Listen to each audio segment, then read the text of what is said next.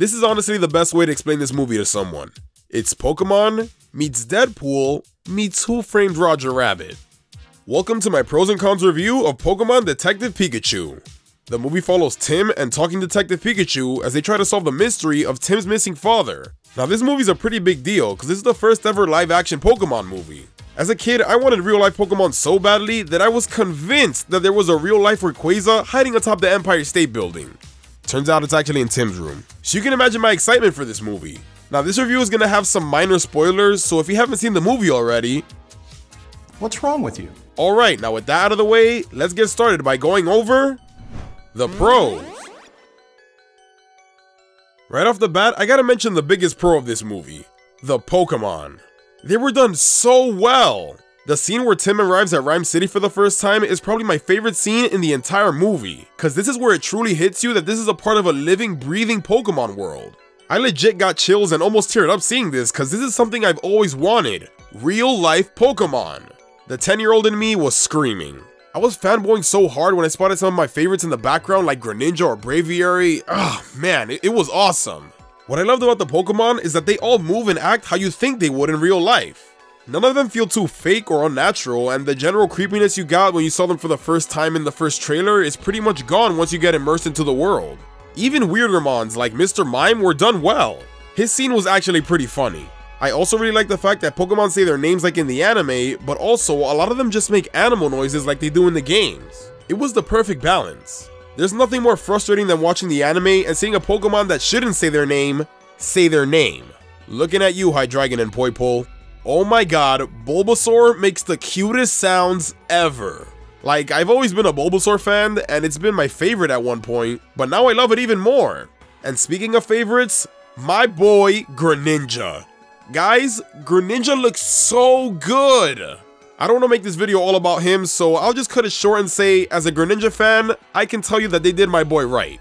Now, Mewtwo is one Pokemon I didn't expect to enjoy as much as I did.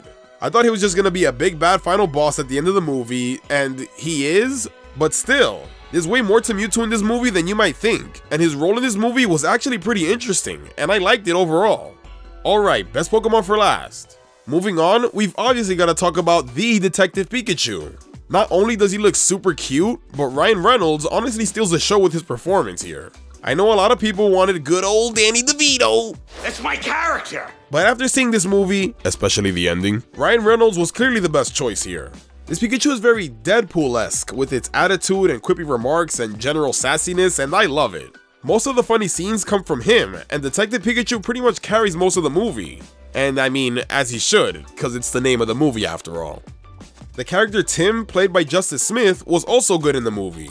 Maybe not Ryan Reynolds level, but still good. Before Pikachu makes his appearance on screen, it's basically up to Tim to start us off. And those are probably his best scenes in my opinion. Later down the line, the acting starts to get a little cheesy, but it's not to the point where it ruins the performance. I just personally like his earlier scenes. I will say though, he has great chemistry with Ryan Reynolds' Pikachu. They work really well off of each other and have multiple great scenes together. One of my favorites being when they first meet. But what I like most about Tim is how he evolves from a guy who doesn't want anything to do with Pokemon to finally accepting Pikachu as a partner and a friend. It's heartwarming. Now for the cons.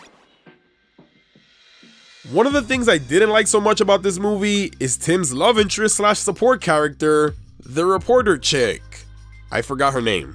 She didn't really have much of a role in this movie. It's kinda like they use her for a bit, then they don't know what to do with her until they decide to bring her back again, but they still never really knew what to do with her. Also, it doesn't help that she probably has the worst acting in the movie. No offense to... what's her name again? Hold up. Catherine Newton? Her acting just wasn't that great. Oh my god, especially her first scene. Oh god. I mean, I will give her some credit though, she does get better as the movie goes on. But yeah, sorry, and I mean, I see what you're trying to do there, movie, giving us a little pseudo-Misty substitute for the Gen 1 references. I mean, she even had a Psyduck, but no, it didn't work. I mean, her Psyduck was more interesting than her, if I'm being honest. I want one now. Next thing I didn't really like is the villain. Nothing really wrong with him, it's just that he's not all that special. Like, you see this dude coming from a mile away, super predictable, generic billionaire gone mad. And I mean, you kinda get why he's doing the things he's doing, but you don't really care. You're just gonna care about how Tim and Pikachu try to stop him. Now that's not to say that he was a bad villain, it's just that the movie could have given us someone more interesting. Hail Giovanni. And my final complaint is that I wish there were more Pokemon. Now relax, it's not a huge complaint cause I'm actually pretty grateful with what we got, but I just feel like they should have added a couple more in the background, that way we have more variety. Here's what I mean. The first scene in Rhyme City, beautiful. Pokemon everywhere. Problem is that half an hour into the movie, you start to see the same Pokemon in the background over and over and over again. Sometimes multiple in the same shot. It also doesn't help that most of the Pokemon that are in the movie were shown in the trailers, so kinda ruins the surprise. It honestly feels like they just kinda copy and pasted some of them to make it look like there were hundreds, when in reality there were just like 6 or 7. Like dude, I saw Greninjas so many times in the background.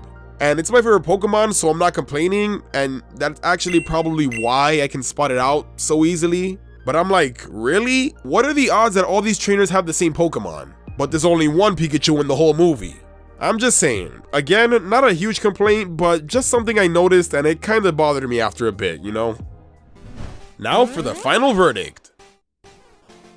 All in all, Detective Pikachu wasn't perfect, but it's a huge step in the right direction for video game movies. It's the best one in my opinion. If you're a Pokemon fan, you're going to love this movie, just from the Pokemon and references alone. But what I love about this movie is that it isn't just for Pokemon fans. Detective Pikachu is a fun mystery adventure that just so happens to take place in the world of Pokemon. The Pokemon are great, Tim and Pikachu's relationship is also a strong part of the movie, and I feel like in the end, you'll end up having a good time. I sure did. Now I don't know how well this is compared to the game, or even how accurate it is to the game seeing as how I never played it, but I can at least tell you as a Pokemon fan, Pokémon Detective Pikachu was a great movie. I'm gonna rate it an 8 out of 10. Thanks for watching everyone, make sure to spread some peace, love, and positivity, and I'll see you all next time.